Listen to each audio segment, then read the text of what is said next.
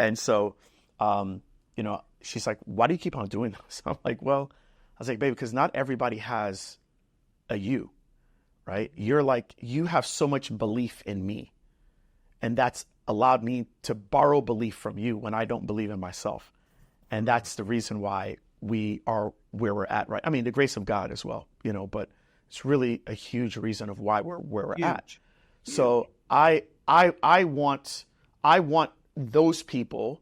I understand that I have an unfair advantage because I have someone that's instilling belief in me all the time in you, right? Even if you don't care for this stuff, you're like, my husband can do anything, right? Okay. So a lot of those people, they don't have that. And that's why I'm so big into creating communities where you can borrow the belief from the other people in the community.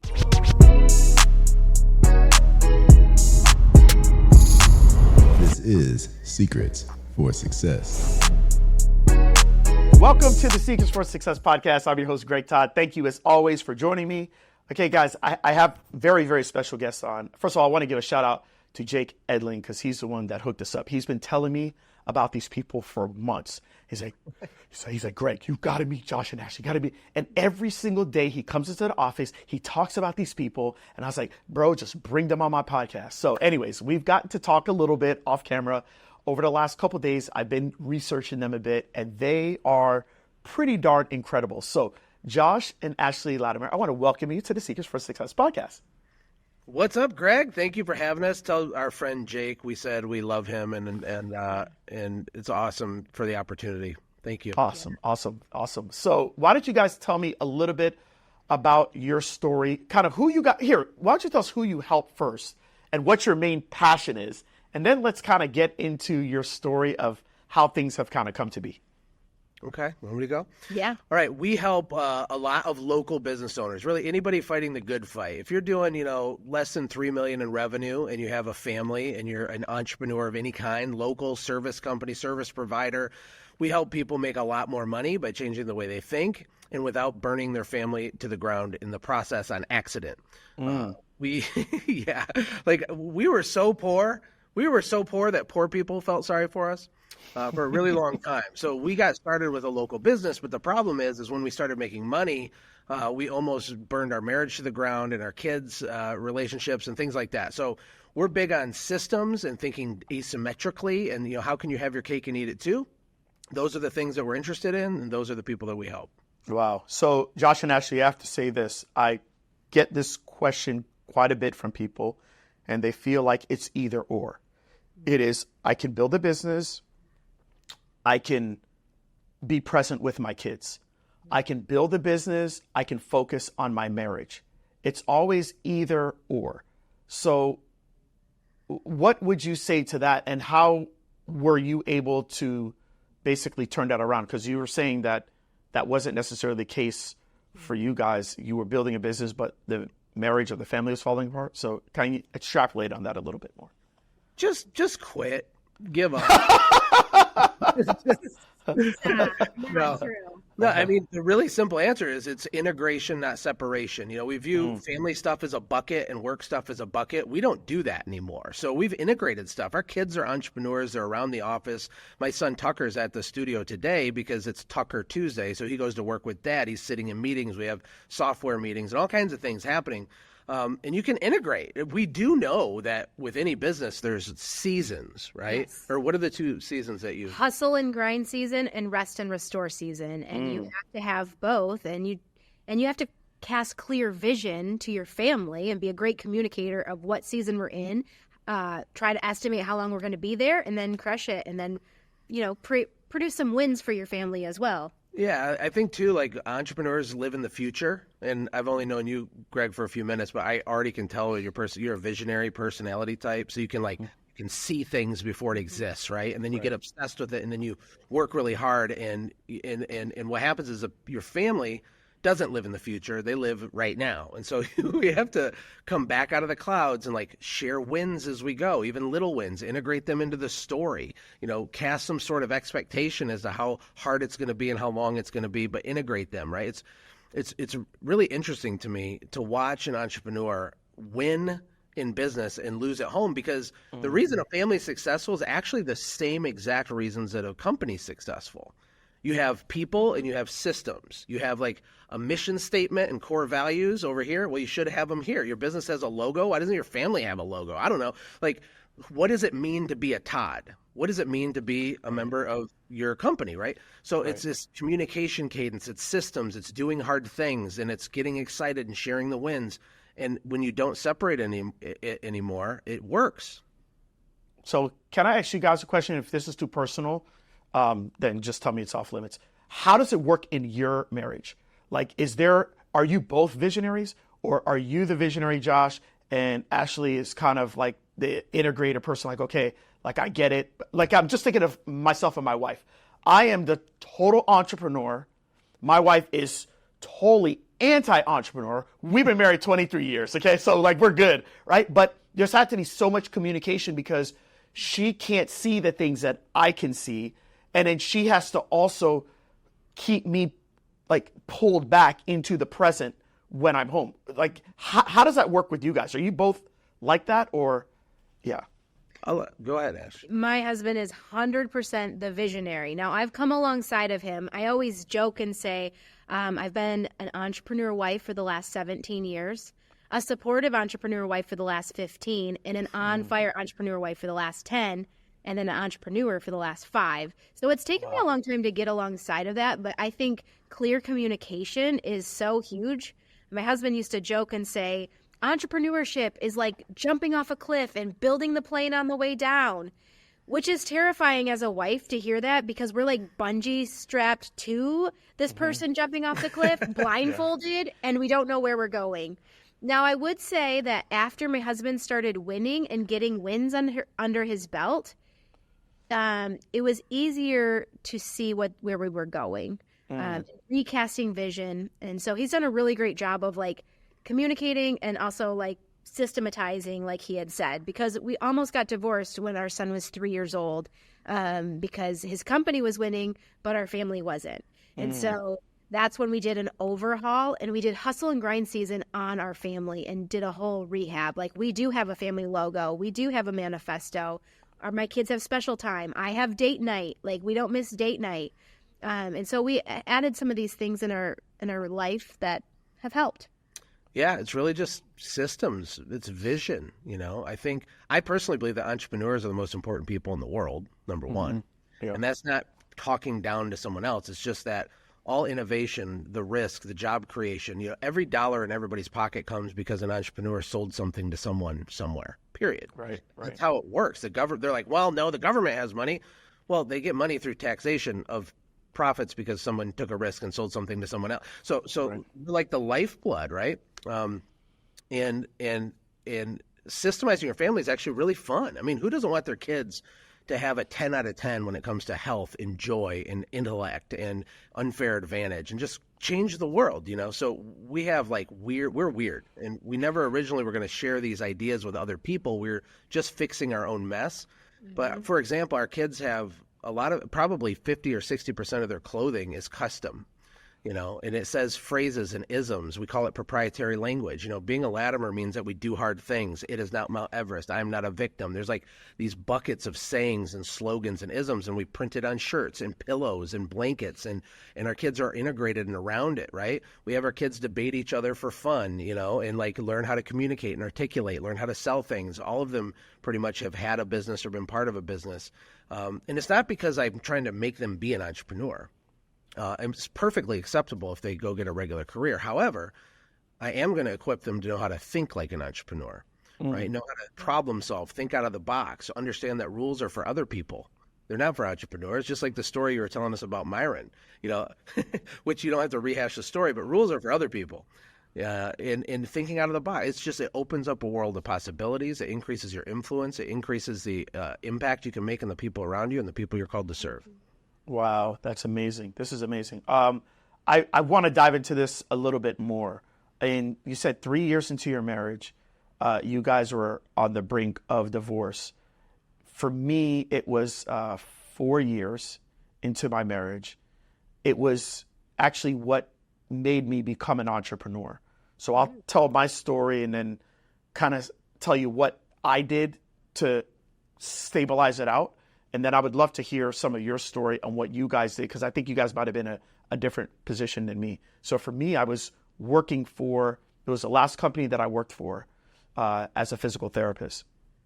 And I specifically became a physical therapist thinking that it was going to give me this stable life, right? But I was trading a lot of my time for a little bit of somebody else's money. I was, and I needed to trade all that time to be able to take care of my wife. At that time, I had a 2-year-old daughter, and my wife was pregnant with our second child. And so I was working from 7 a.m. to 8 p.m. And then after work, I would work with professional tennis players from like 9, sometimes till midnight, when they were in town in the States, like doing, tournaments here.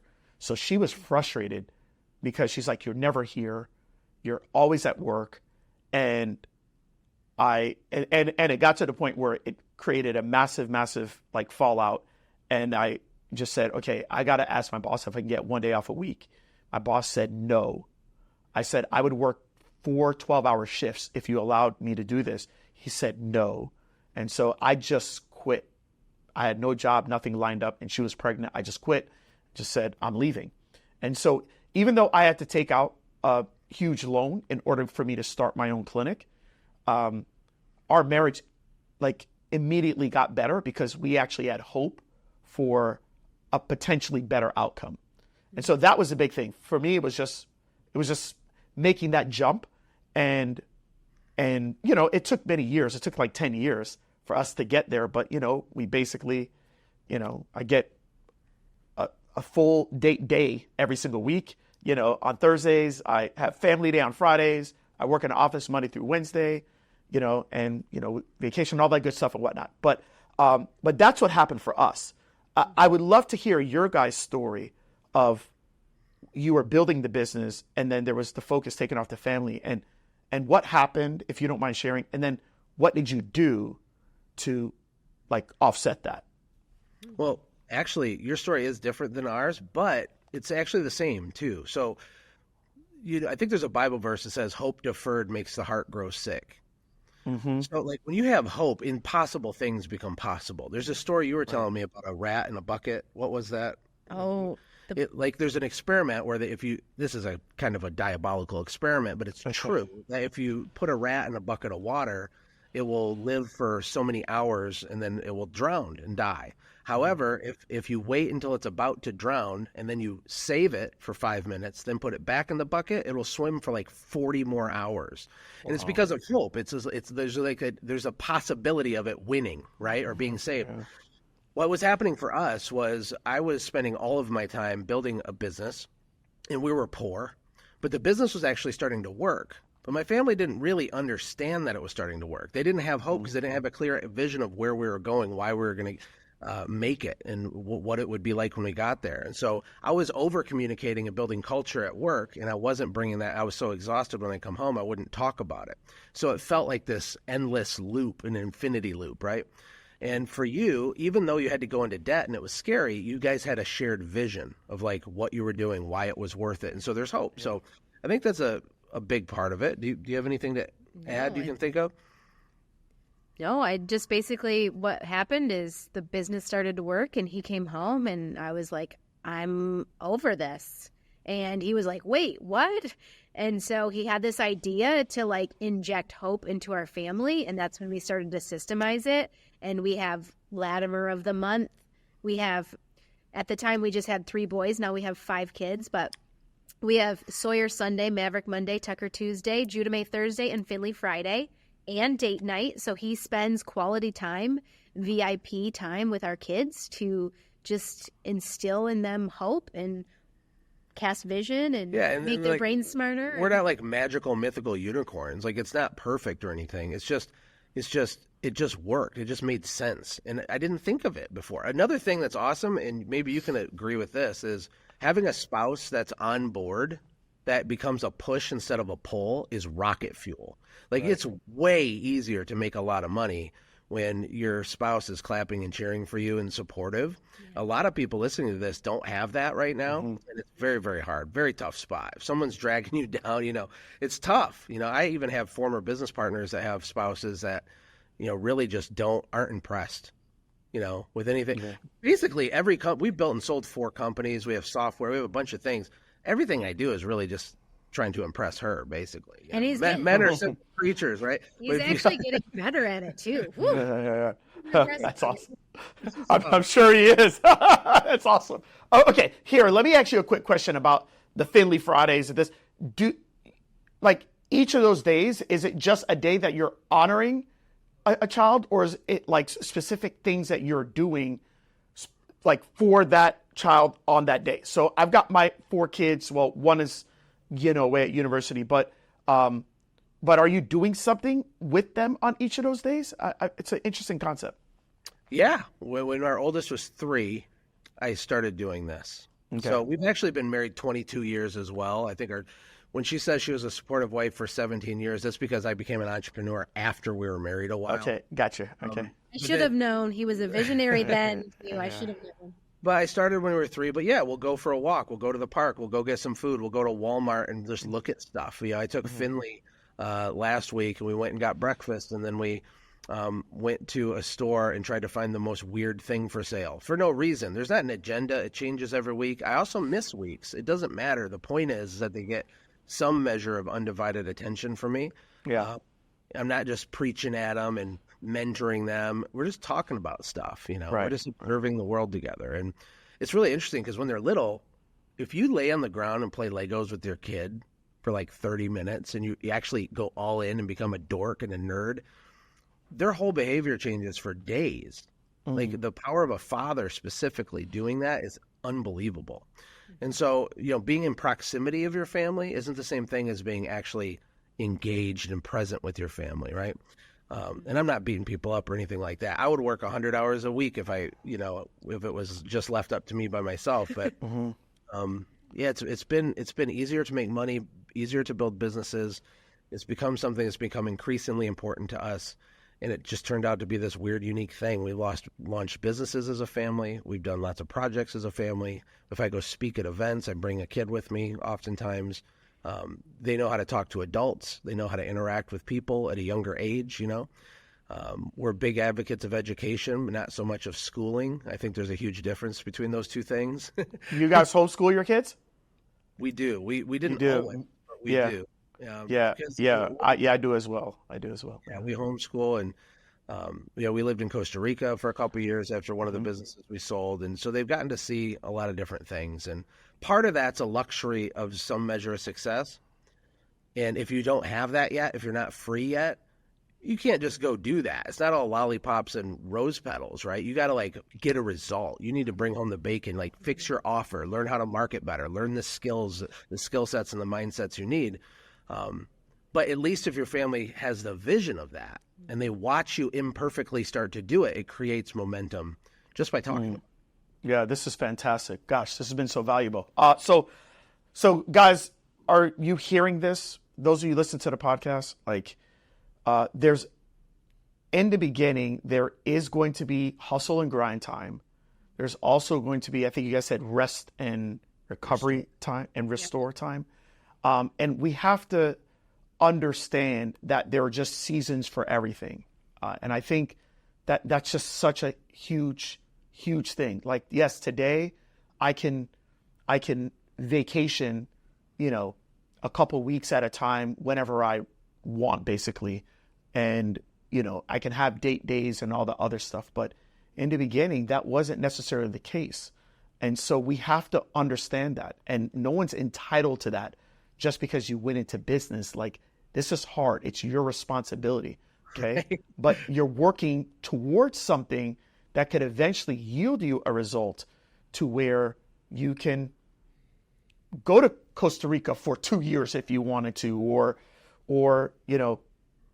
take your kids, to this place or that place or whatever, just because, right? And that's not the reality for a lot of people, but that is the reality for those that have put lots of intention and lots of effort into their entrepreneurial endeavors. And you can also have that with your family as well. But it takes a lot of intention. It takes a lot of effort. And I just love to hear you guys' story. This is like really awesome. All systems steal time on the front end to create time on the back end, or any kind of initiative is going to be front loaded with hard work. I think like the idea of balance as an entrepreneur is really, really dangerous because to me, the word balance means that you're mediocre in every single category at the same time. Like you can't be top elite master of fitness and fatherhood and finance and intellect and history and world. There has to be intentional temporary imbalance to move the needle. So like if someone buys your program or works with you, their bank account's got to go down so that it can go up, right? Their time might have to go down while they cast a vision so that they can get it back. You know, it's like our mutual friend Myron says, the law of advancement. It's just the way that it works. So we're in a hustle and grind season right now because we started to start a new company. And for the last 2 years, we've been like living in 2 different states and spending millions of dollars of getting this thing going. It's like this giant amount of work. And it's really, really hard. Right. It doesn't matter. Like one of our family sayings is it doesn't matter how hard it is. It only matters if it's worth it. If it's worth it, then you don't have to feel sorry for yourself. Just do it anyway, right? Get it over with. Put it in the work. Yeah. Wow. So for those people that don't have an Ashlee in their life, and you said a lot of people don't have that support system, what would you say to them? I guess it depends. You know, if you're looking and it's not working, you have to focus on you. You have to become a different person. You know, another thing Myron always says that I love is there's 2 types of work. There's the work you do on it and the work it does on you. I mean, anybody listening to this that's been in business for more than 5 minutes knows they're fundamentally a different human right now than right before they started. Right. So if it's not happening, I mean, you got to level up. You know, you could change your network, change your mindsets, increase your skill sets, work on yourself. I think if you're just like with money, if you try to get money and you're trying to get money, I want gimme money. If you're looking at a relationship like that, it's going to cause all kinds of problems, right? Yeah. When you start trying to serve other people and solve problems, money happens. In relationships, when you focus on who you're becoming, I think more opportunities would probably open up. Right. Yeah. You know, one of the things, I know you guys have communities, which I want to talk about in a second. My community is for healthcare providers. And, you know, one of the things that, like, as I said, my wife's not the entrepreneurial type, right? And so, you know, she's like, why do you keep on doing this? I'm like, well, I was like, baby, because not everybody has a you, right? You're like, you have so much belief in me. And that's allowed me to borrow belief from you when I don't believe in myself. And that's the reason why we are where we're at, right? I mean, the grace of God as well, you know, but it's really a huge reason of why we're where we're at. So I want those people. I understand that I have an unfair advantage because I have someone that's instilling belief in me all the time in you, right? Even if you don't care for this stuff, you're like, my husband can do anything, right? Okay. So a lot of those people, they don't have that. And that's why I'm so big into creating communities where you can borrow the belief from the other people in the community, because being an entrepreneur, you have your teeth kicked in like every day. That's part of the game. That's what we do, right? So I know you guys have communities, and I would like for you to talk about your different communities, because Ashlee, I know you have your thing. It's just, there's really cool stuff. So expand on that. Talk about Unicorn. Well, I do have a community for entrepreneur wives. It's called the Unicorn Squad because they are magical, mythical creatures, and they actually help move the needle, like you said, like having an entrepreneur wife that's clapping and cheering for you is a secret weapon. And so I have a group of women that I lead through, and we are leveling up together. And so it's a great thing for myself, but also just for other women. And so it's been this really great, safe place, I guess. Yeah. Communities, literally everything. It's the biggest cheat code ever. It's impossible to even calculate an accurate ROI on being in the right room. It's very, very powerful because it has the effect isn't just in the moment. It's like the rest of your life. It changes you. It fundamentally changes you. It stretches your belief. It pushes the edges. It's a gigantic deal. So we're big believers in it because it's logic. It's logical, you know, Right, like yeah. you are what you eat, you are who you spend time with, you know, or you're the average of the 5 people you hang out with the most, like Jim Rohn said. Yeah. That's true. So communities are awesome. You can't AI a community, you know, it's always going to Right. be there. But you're right, man. It's not fair that I have an Ashley and you have your wife. Yeah. But I'm still happy to have it, right? And if you're in it, if someone's listening to this and they are married, but there's just a disconnect, push pause a little bit and work on that. Reconnect. There's lots of systems, lots of things you can do, but try to recast that vision. Reset the table. Your vision doesn't have to be hers. She can have her own, but. I did have something. I actually have something to say about that. Is that sometimes we'll speak on stage, and then I'll get off the stage, and some men will come up to me and they'll say, "Hey, I want you to fix my wife." And the way that it just hits, it just feels so awful. And so finally, I was a little over it the third time, and I said, "Who broke her?" Got really quiet. He got real quiet because, truthfully, Wow. the way that Ashley is the way she is now, the way that I am now, is because of Josh really taking time and communicating and casting vision and also believing in me and bringing me along in the journey wherever I wanted to be in the journey. I haven't always been in the company, and he's still let me be alongside him. And it's going to make me cry, but he's really helped level me up by just watching him level up. And Right. so if you really want your wife to clap and cheer for you, you have to be the first to level up, and she will see that. She will see the way that you talk to people is different. Your mindset, your skill set, your network. She will want to be a part of that if you level up, and then you will get the results that you want just by stepping up yourself. Ashley, that is so powerful.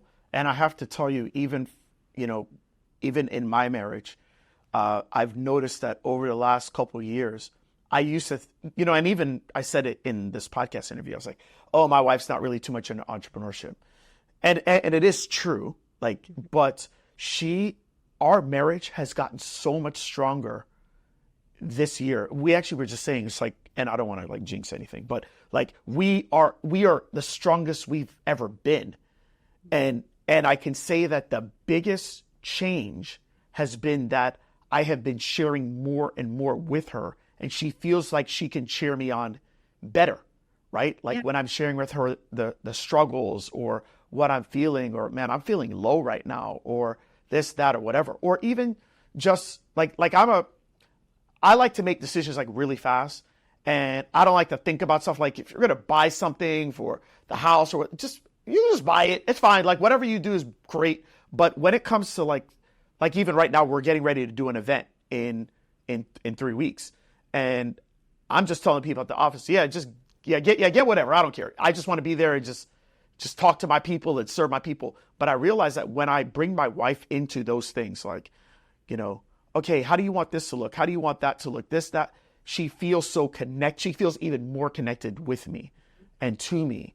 And because a big part of my life is entrepreneurship. And I realize that as I have allowed her more in, it's actually enhanced our marriage. So it's interesting that you said that. So thank you. I appreciate that. Actually, that's how my husband got me too, because he was like, "Hey, I had just had a baby." This is why I say I've been more of a supportive entrepreneur wife. I was pregnant, and my husband's like, "Hey, we had just moved into a new house," and he's like, "A month after you have that baby, we're going to have an event here.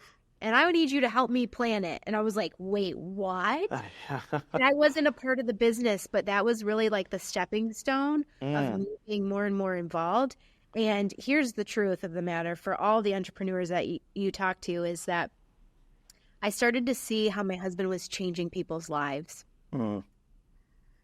And I wanted to be a part of that. Right. That's what I wanted to be a part of, changing family trees, changing people. I would see their tears and hear the pain, or I would see how they got to go away from pain because of the things he was teaching them. And I wanted to be a part of the transformation. And so it's easy to clap and cheer for people when you know that they're changing the lives of people around them. Wow. Really easy to forget to share the wins with your family because, again, it's not integrated, it's separated. So you kind of take off your business hat and leave it at the door and go in. But how cool is it for your kids to see a testimonial letter? Right. that matters for all kinds of weird reasons that have nothing to do with money. It has to do with their own belief, their own limitations. It reframes what dad does. It reframes everything for the better. Because business is about serving and helping people. That's what it is. Problem solving. Yeah. Kids don't understand that, but they understand that we got a letter in the mail that's handwritten, that's 2 pages long, and a guy's talking about all these amazing things that have happened. Then it makes it tangible. You can wrap your arms around it. Right. Wow. Man, y'all are amazing. Man, this is fantastic. I feel like I could probably talk to you guys for like hours upon hours. You guys ever want to come over to Florida and just hang out? We can do like a little mini 2-day event. You do some like business relationships or something. If y'all want to come down here, if you ever bored or something. Ashley wants to buy a house in Florida really bad. So really she's always bad. looking for excuses. Really? Oh, wow. What? I'm going to have a Florida house someday soon. That's all I'm going to say. And Okay. like, you could live closer to Myron. You could go golf with him. He's like, I'm horrible at golf. I can't golf. Let me golf with him. Yeah. Oh, wow. He's about 45 minutes away from where I'm at. He's in Tampa. He's close to one of my clinics. But we had an event in Clearwater Beach. But yeah, any way we can add value. I mean, this was really interesting talking about this because, typically day to day, we're talking about offers and sales and funnels and marketing and persuasion and all the tactical, like that's what I love to nerd out about. But I love to nerd out about this too. It's really important because, no amount of success in business can compensate for failure in the home at the end of the day. And so 100%. Get your first things first, get in alignment, and everything will go faster for you, way faster. Yeah. I mean, we made way more money after we had a better home life. I didn't do it for that, but it's the natural byproduct of that. Yeah. And we never could have helped and reached as many people had we not fixed that back then. Well, if you're cool, we'll do a part 2. I'll bring you back on the podcast, and I want to talk about offers and marketing and all the other stuff because that's a huge part of what I do. But I don't regret doing this today because there's not a lot of people that put an emphasis on this stuff, and it's holding a lot of people back. They haven't had the tough conversations or had the talks that they need to have with their kids, with their spouse, and they're using it as a storyline to hold them back with their business. They're blaming their spouse. When their business doesn't go well, they're blaming their spouse because they didn't get the support from their spouse. And this is where the issue is for a lot of people. And so there's very few people that I could have this conversation with. So I'm going to bring you back on if you would like to come back on. I'll bring you back on. We'll talk about that other stuff, but I'm so happy we talked about this today. This is fantastic. Yeah, I mean, as we round out, I can give you, there's 5 parts to a family legacy. And this is just a little framework that's really useful. But if things are broken and chaotic, here's what you want to do. These are 5. We didn't invent these. We observe these. This is observable truth that will change your life for the rest of your life. Guaranteed. It all starts first with connection. Okay. So if you look at your family, you can reconnect really fast. Connection can mean buying a piece of pizza with Billy and talking about stuff. With your wife, it could just be a strategic reset where you get away and there's a recasting of vision. There's some line in the sand moment that's very simple that marks okay, we're connected. It's not perfect, but we're reconnected. It's got to start there. So connection's the first topic. We could talk an hour about that. And then identity is the next one. A lot of people have really bad we have orphan mindsets and all kinds of things. But identity for a family, what it means is you as the leader of your family need to tell the rest of them what it means to be a you. What does it mean to be a Wilson? Define it. Call it. If we don't tell our kids who they are, the world will do it for us. And I'm not interested in Hollywood telling my kids who they are, right? So what's an identity system, a core values, a manifesto, something to point at, right? So you reconnect, you do identity, and then it's goals. Goals should be like open source. They should be public. I don't care if my kids watch me set a goal and fail. I want them to see that, right? Because school programs people to be averse to failure. We need to all have individual goals. Ashley has her own goals, right? If I'm going to write a book, I'm going to tell them I'm writing the book. And then when I don't do it, then they're like, why didn't you do it? And your kids should have goals. So it should just be a normal part of life is setting and achieving and refining goals. But you only do that part if you've gotten into connection and reaffirmed their identity first. So these are in order. Get and stay connected, reinforce the identity, set goals, and then you have the friends that you hang out with. So sometimes you just have to cut people off. There's levels to this game, and it doesn't mean you're mean, and it doesn't mean that you don't like Larry from high school, but Larry's got to go. Larry is not a push, he's a pull. He's dragging you down, right? So performing surgery on relationships, getting into more rooms, people that have been sitting on the fence of like joining a mastermind with you need to do it right now. They need to, get connected, reaffirm identity, set goals, change the room that they're in. And then the last step is do things that scare the crap out of you. But most entrepreneurs only do this part. They're working hard and they're not doing the other part. And if things are out of whack, even right now they get out of whack. What I do as a mental checklist is I'm like, okay, something's off. I get reconnected, tell my kids who they are, that they're made on purpose for a purpose. They're not a cosmic accident, that they have a mission, a mandate, and a destiny on their life. It means something different to be a Latimer. I'm drilling that. Then it's like, what are our goals? Where are we at? What's our new schedule? What's our routine? Then it's, I take a look at people that are speaking in my life, the people that have access to me, that have influence over me, and then I do things that scare me. And that's always how to fix it. It works 100% of the time. Wow. If you got to do it. Reconnect, identity, goals, the right community, having the right friendships, and do things that scare the bejesus out of you. That's awesome. That's right. Wow. That's fantastic. Okay. So where can people find you guys? Because, people need to find you. So where? Yeah, you can just send a handwritten letter to. No, we have. I guess you can go to honorandfire.com if you want. There's a few family things on there. There's some cool resources. Our company is Warplan. Warplan.com. Okay. But Honor and Fire has a lot of family stuff. There's a project we did with our kids called the Kid War Plan. Really, really cool. You should totally check that out. Okay. It's this handmade 90-day journal that teaches kids all these cool things they don't learn in school. And so that's at honorandfire.com. You can find that, or warplan.com. Wow. Man, you guys are amazing, man. You guys are amazing. Thank you so much for being on the podcast. Can I bring you guys back on? Or are you cool? Like, I would love to bring you back on at some point. Like, and I don't mean like 2 years. I'm talking like within the next month. I want to have you guys back on the podcast, and then we can talk about offers and all the other stuff and whatnot. Yeah, all the nerdy stuff. You need to have my husband on because he's got the sexiest marketing brain I've ever seen. Oh wow. Okay. All right. Okay. Well, I want that marketing brain. So. Josh, it's awesome. Thank you. It's awesome. Josh and Ashlee, thank you so much for being on. We appreciate you. That was easy.